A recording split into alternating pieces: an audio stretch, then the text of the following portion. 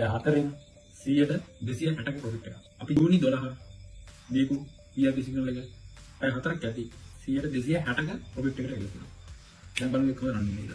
මේ තියෙන්නේ මේ විද්දි මෙම්බර්ස් 82ක් ඉන්න ප්‍රොෆික්ස් ඩිරව් ERP ටෙලිග්‍රෑම් channel එක. අපි බලමු මේකේ ජූනි 12 දීපු සිග්නල් එක.